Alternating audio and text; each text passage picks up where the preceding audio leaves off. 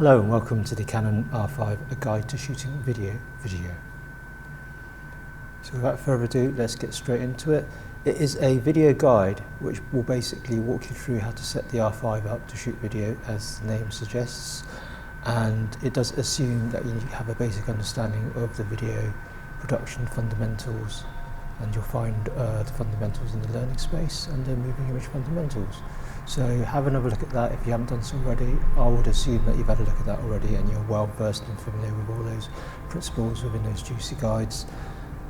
It isn't aimed at the beginner, this guide, it's more the intermediate, and you do have to be a second year in order to take this camera out as well.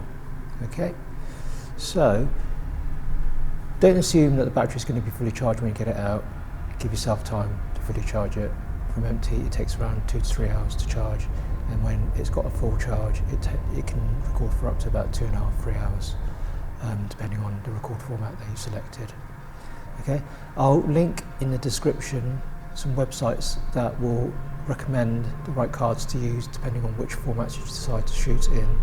So click on there, have a look at that, do your own research as well, but be aware that the EXFPS cards in particular become very expensive to buy, so this will limit your desire to want to shoot at the highest quality formats, and probably you'll realise that I probably won't do 8K RAW because it's just going to be sort of impossible based on your finance, your computer that's able to deal with it in post-production, so on and so forth. Okay, so ultimately I'm going to set the camera up to shoot UHD, so 4K 3840 by 2160, so it's got 4 times as many pixels as full HD.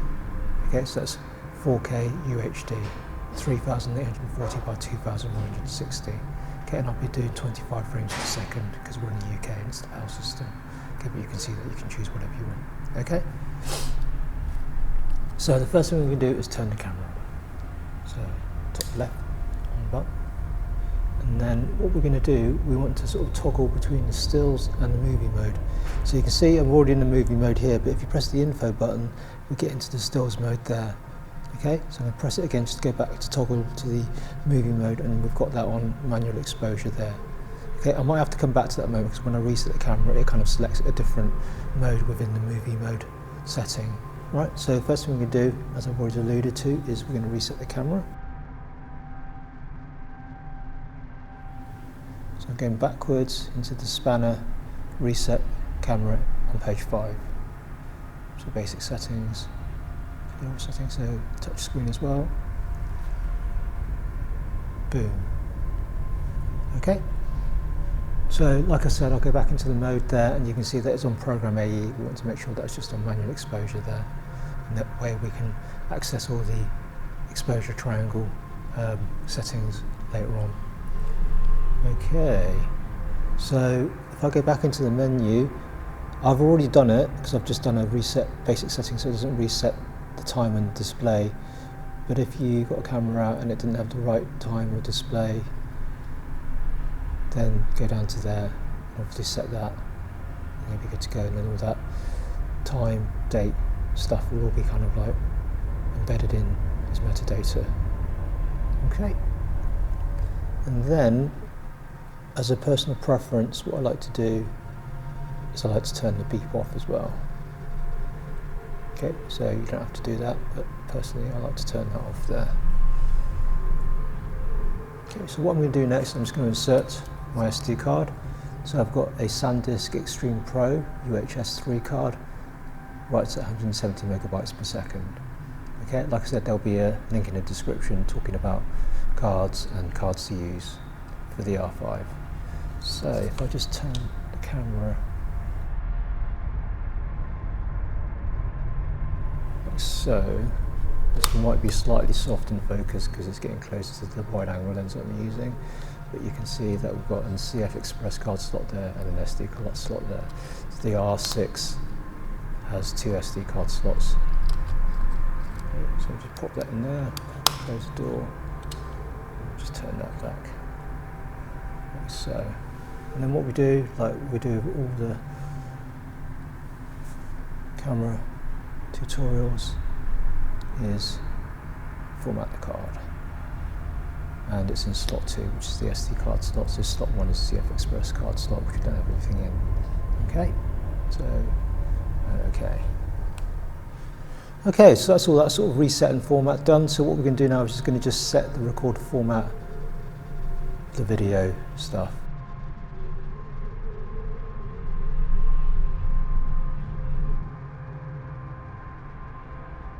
Once you reset the camera, by default it selects Full HD at 25 frames per second IPB.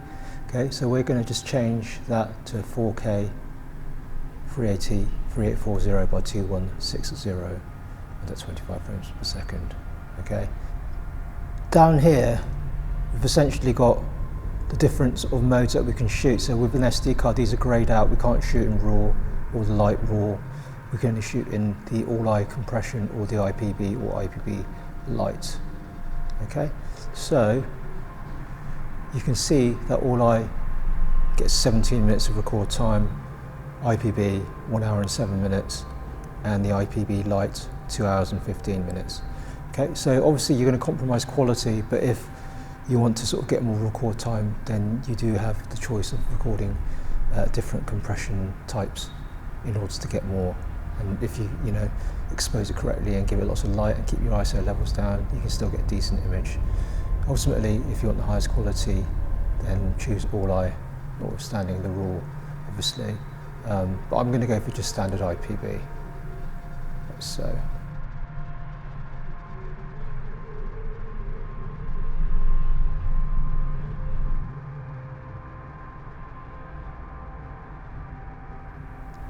Okay, and then you've also got HQ mode, which you can switch on or off. Okay, this is where you can start to get to sort of increase the risk of the camera overheating. So you will get kind of sharper images, but there is more of a chance of the camera overheating. Now you can also record stuff in normal mode, not HQ, and then you can do sharpening in post-production.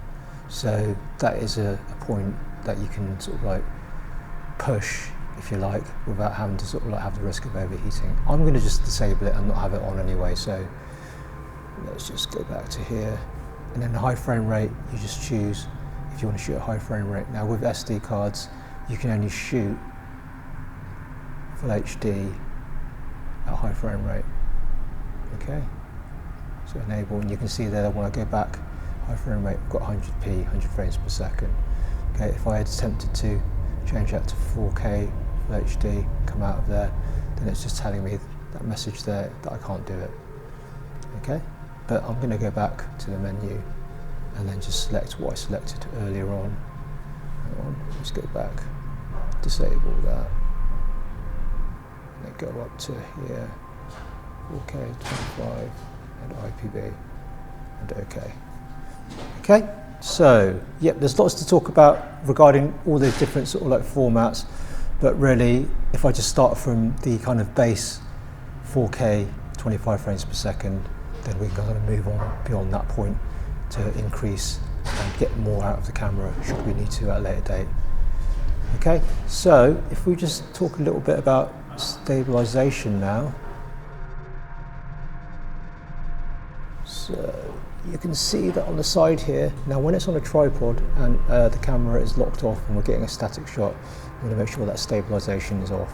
Okay, the RF lenses will have this switch, and when you switch this on, it basically enables the optical image stabilisation, which is the one you want to use first of all. Okay, now if you switch that on and then you find that the camera work you're doing requires a little bit more stabilisation, it could be that you're doing a bit of gimbal work or some sort of handheld work, then you can go into the quick access menu by pressing that button or on the screen and then selecting this icon over here. Now it's off at the moment, the digital IS, but if you switch it on, then you can see that the image crops in. I'll do that again so you can see. Okay, and then you can go one step further and have enhanced mode, so that crops in even more. Okay, what you will notice is it crops in, and if there's a lot of movement within those modes, such as enhance, you can run the risk of creating weird warping kind of effects within your image, so just sort of use that with caution. Okay, so I'm going to just turn that off and then turn my stabilisation off because I'm not doing handheld, it's just on a tripod, like so. Come out of that menu like so. Brilliant. Okay, so generally speaking, the IBIS, or the in-body image stabilisation, is most effective at wider focal lengths, whilst the optical image stabilisation is most effective at longer focal lengths. Okay? Right, so this is our kind of amazing frame shot, so we're not going to worry too much about composition. This isn't a video about composing shots. You all know about composing and composition and framing. So what we're going to look at now is exposure triangle.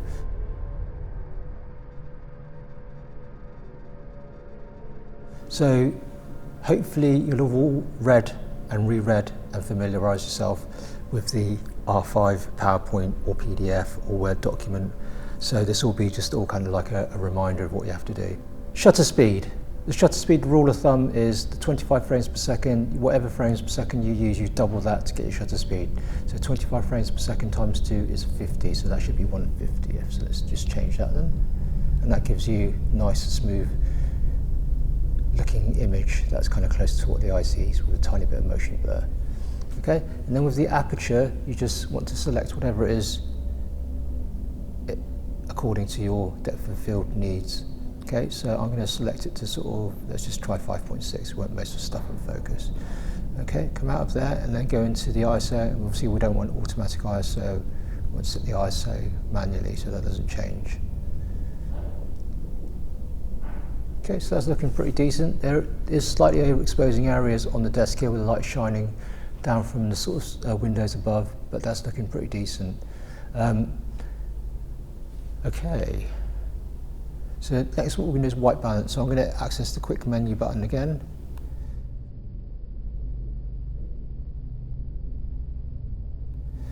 And then AWB is the automatic white balance, which we don't want.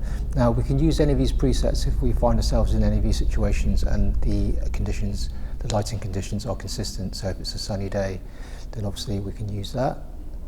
If we have a studio shoot and we're using tungsten lightings, we can use that. Now if you've got multiple cameras or 2 cameras, then obviously just make sure that the white balance is set to the same on both cameras. Now in this instance, what we can do, we're going to set our Kelvin value manually. So I'm going to just select that. And now I'm just eyeballing the image now and just making a decision about whether the scene I'm seeing is warmer or cooler than my actual vision of what I'm seeing. Okay, so I'm going to be a bit cooler, so that's too cool. Come back a bit more. Yeah, that looks pretty good. Okay, and what I might do, I might just increase the ISO just a touch there. Okay, so that's it. That's the exposure triangle and then the white balance. Okay, and then you've got focus.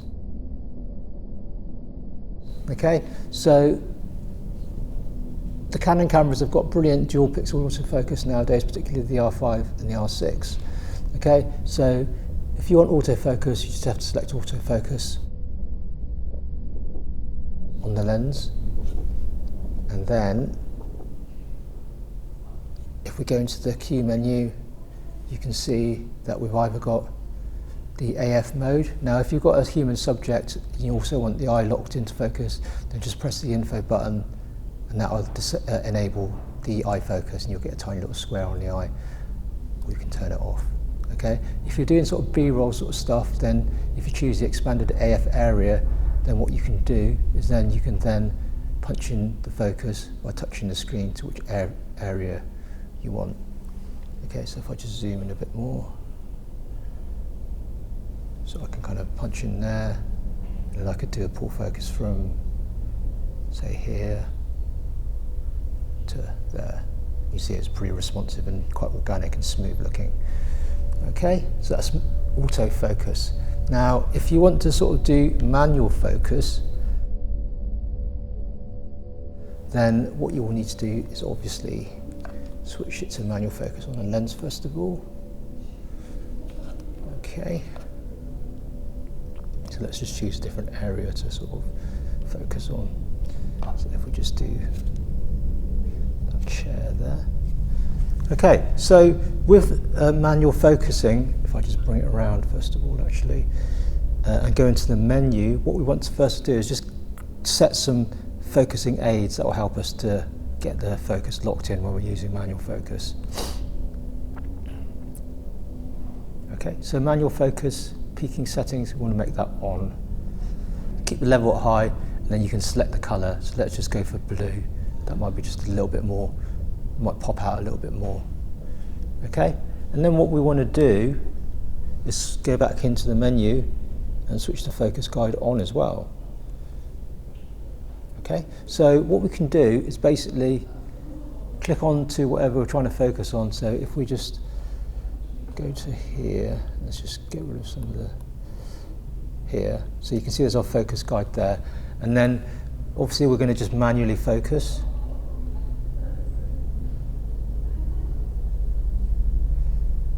Perhaps I'll go the right way. And you can see that you've got some arrows. When they meet, it makes it go green, and also the box go green. So you know that area is in focus. So if I selected another area, what I can also do is use expanded focus by zooming in onto that area where the box has been selected, and then get my focus dialed in. For example, if I was shooting an interview with someone and I was kind of focus their eyes. Okay, so that's kind of times 6, times 15, and now I know that I've got that in focus. So equally I could have done it without zooming in, and then you can see those two arrows coming together. Once they meet and go green, I know it's in focus. If I expand focus and go in there, you can see that's nicely sharp. Okay, and you'll see that we see some blue highlights in the areas, particularly where there's high contrast and it's kind of like nearer to the focus point. Okay, now the peaking doesn't sort of say this is exactly where the sharp points are. It's kind of telling you that this is an area within the focal point plane where it's more in focus and not in focus. Okay, so you've got to just take it with a little bit of a pinch of salt sometimes. I'd go for more with the focus aid and the magnifying tool, the expanded focus, to really dial your focus when you're doing manual focus. Okay, and that's pretty much it really. In terms of, so if we just come out of there, in terms of like the setting the audio,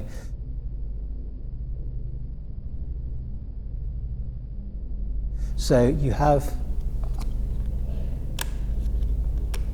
microphone, mini jack input there, which you could kind of connect an external microphone or one of the radio mics or something like that. And then what you need to do then obviously is just set the levels. Okay, so what we'll do, we'll go into the menu.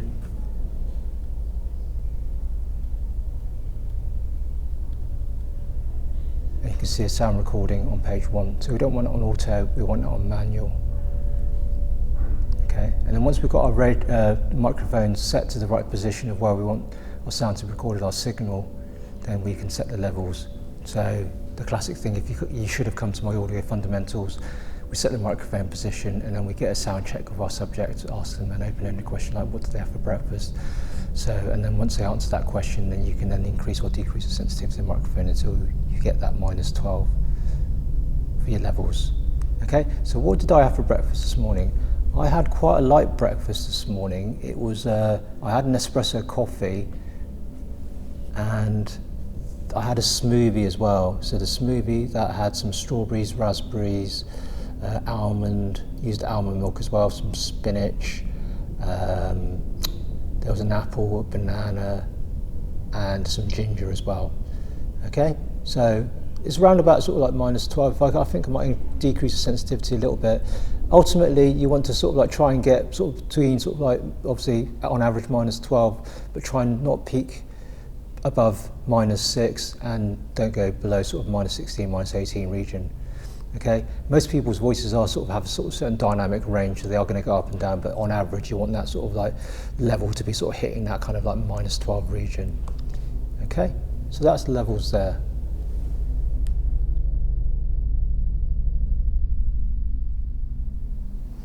Okay, so you can also customize your buttons as well.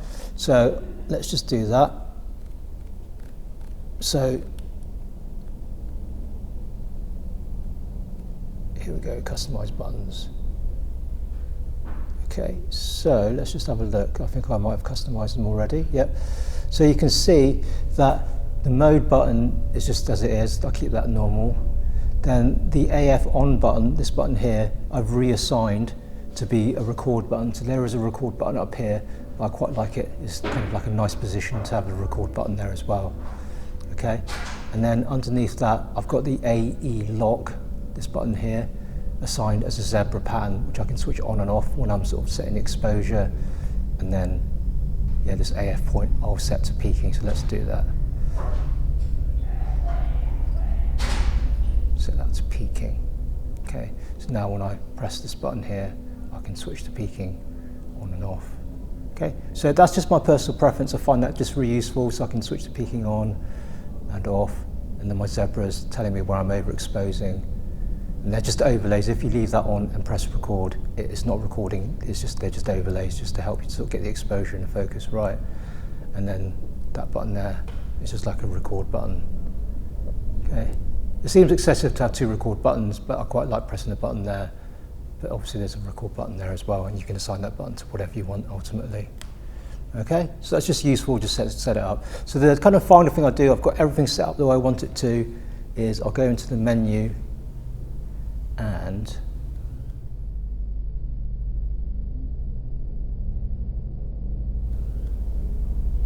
I will now save all of that by registering the settings in C1. Okay, so just to give you an idea what I might do now,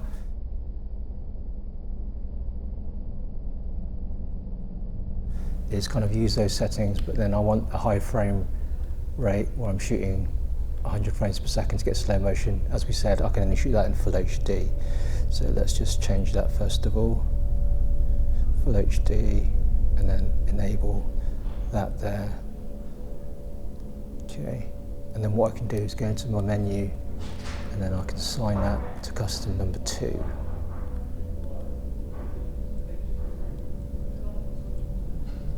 There we go.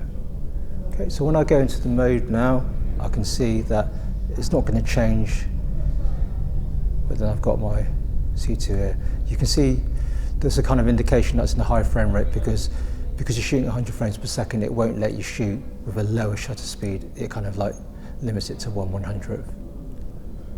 Okay, so if we just go back and then select that back to just 4K, you can see that the light's changed a little bit, so it's kind of slightly overexposing. All right, so the next thing I'll show you is how to sort of expose for log.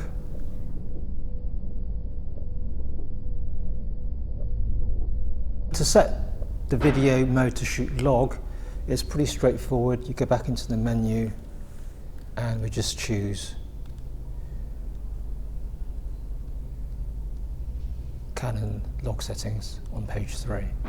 Okay, so when you switch log on, because we've got the latest firmware, we now have C-Log and C-Log 3. So C-Log gives us 11 stops of dynamic range, and C-Log 3 gives us a little bit more, 12 stops apparently. I've read somewhere even 13, 14. Okay, so the thing to remember with the log formats is that you have base ISOs that you have to sort of work with. So if you go below the base ISOs, you don't get as much dynamic range. So with C-Log, okay, you have to shoot at 400 ISO, and then with C-Log 3, you have to shoot at 800 ISO or above. Okay, so let's just start off with C-Log there. So we'll come back to VO Assist in a moment. So you want the color matrix to be neutral, okay? And then you want the characteristics to stay the same, and then the color space is BT709. Okay, you can look into these things a little bit more. I'm just telling you what to choose, okay, based on what I think you're going to have access to in terms of monitors and whatnot. Okay, so if we come out of there now, you can see that the image hopefully on the screen is a lot more washed out, lacking in contrast and saturation, but that's kind of log view. Okay, one thing to bear in mind when you're shooting log is generally you want to overexpose rather than underexpose. Okay, and it can be anywhere between sort of like half a stop to 1 stop, sometimes even 1.5 stops. Okay, it's particularly areas like here if they're important darker areas, then you need to make sure that that exposure is above rather than underexposing. Okay, so we're above 400, which is fine. So what I might do is I might just crank the ISO up a little bit more, like so, and that way I'm not having to raise those shadow areas too much in post, because when I do that and it's being underexposed, that could raise noise values, and if noise is not what you want, then that's obviously not a good thing. Okay, so what video assist is, it basically adds like a kind of a LUT or a kind of contrast curve onto your image. So when you preview it, it now looks a bit more normal. Okay, so that can be sort of like of some use when you're exposing. Again, like with your zebras and your peaking, it's an overlay. It's not actually recording that when you play back log footage. So let's just do that. And then view it, you can see that it's kind of just got that washed out kind of look.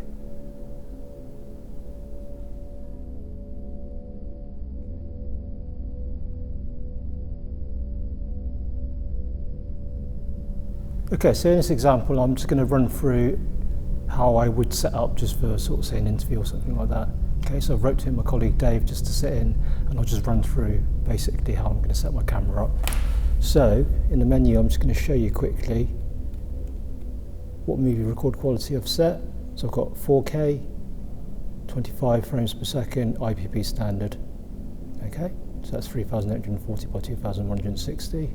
I've got my 4K HQ mode off. And what I'm going to do is I'm just going to shoot it in a standard picture profile, and then I'm going to shoot it in C-Log just to sort of give you an idea of the sort of like what you can gain by shooting in C-Log. Okay, so obviously I need to sort of compose my shot a bit. You've noticed that I've already done my exposure triangle to a certain extent. I've got 150 of shutter speed, got my aperture set at 5 at the moment, and my ISO at 400. Okay, and I've also sorted my white balance out by clicking in a Kelvin value there. Okay, so the only thing I need to do is get a focus. So if I just punch in there, I'm on manual at the moment. Make sure those eyes are nice and sharp. So if I just, that's it. So I can see that I've got my green square there, so if I expand focus in there,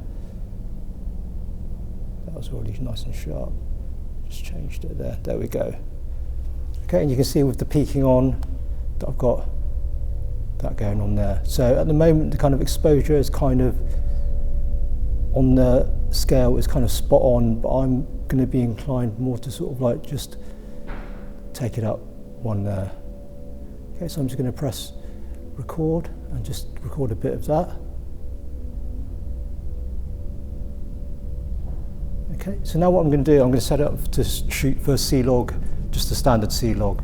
Okay, so if you can remember from the previous bit of the video, C-Log, the base ISO is 400 or above, so I'm on 500 at the moment, so that's all good.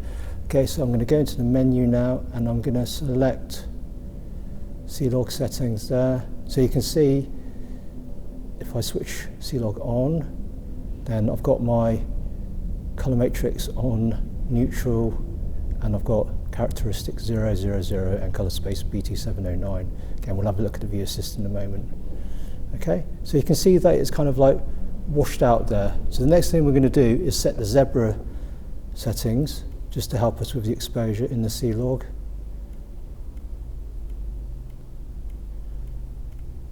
All right, where was it again?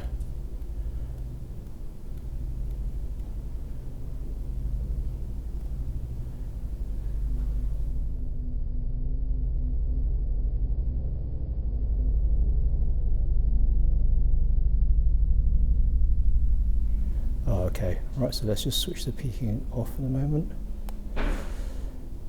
So let's get the zebras on. So we want the zebra to be switched on, and we want on zebra 1, and we want it to be set for 60 plus 5, and so we're going to go OK. All right, okay, so you can see the light's changing here a bit. There's a bit of sort of like natural light coming in, and it's kind of like the sun's basically going in and out of the clouds. So what I'm going to do is I'm going to increase my ISO, like so.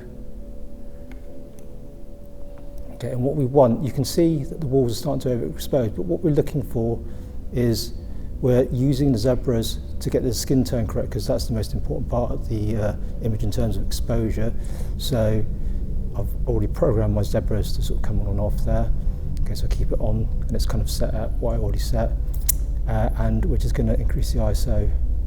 You can start to see right there, there's a bit of zebra on Dave's kind of like forehead and his cheeks. So now we know we're in the right region. If we just come out of there now, you can see that it's exposing slightly just over 1 there, but that'll give us a good sort of exposure. If we go down a notch, you can see that we're losing that, so we need the zebras to be apparent on the skin there. I'm just going to record a bit there. Okay, so it is quite sort of like fairly sort of dark conditions in here. There's no added light that I'm giving. In this instance, if I had more resources at my disposal and more people, I get my lighting department to come in and light Dave so I can keep those ISO levels down. Okay, but we're pushing it a bit here. Okay, so what I'm going to do now is stop pressing record and then just show you as well what the video assist can help us to do. So we go back to our C-Log settings and switch the video assist on. So if we come out of there now, you can see that the image looks much more kind of like normal. Okay, and we'll just press record there for a bit.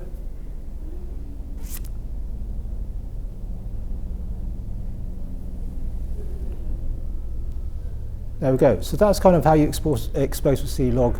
If you were going to do C-Log 3, then you can go into the menu, obviously, and change that to C-Log 3, and then you just have to remember that the C-Log base ISO is 800, so I'm going to take the view assist off as well,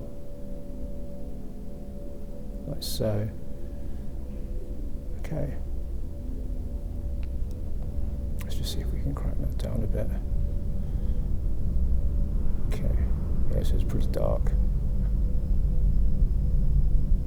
So yeah, about 3200. Okay, so that's not ideal, but let's just record a bit of that. Okay, and the proof will be in the pudding when we kind of like grade, colour correct the image. So that will be in the next bit of the video. And let's just say thank you to Dave for sort of like helping me out. Thank you, Dave. And there we go.